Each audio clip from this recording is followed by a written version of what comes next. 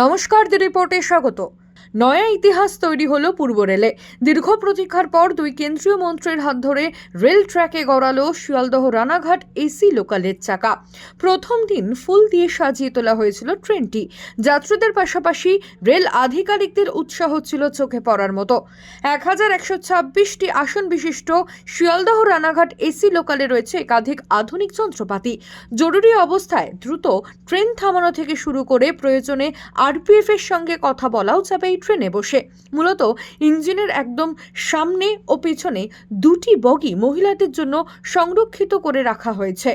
Rail সূত্রে খবর, প্রথম পর্যায়ে প্রতিদিন দুবার চলবে এই এসি লোকাল। শিয়ালদহ থেকে ছেড়ে মাঝে বিধাননগর, দমদম, সোদপুর, খড়দহ, ব্যারাকপুর, নৈহাটি, কাঁচরাপাড়া, কল্যাণী ও চাকদহে দাঁড়াবে শিয়ালদহ রানাঘাট এসি লোকাল। জয় হিন্দ।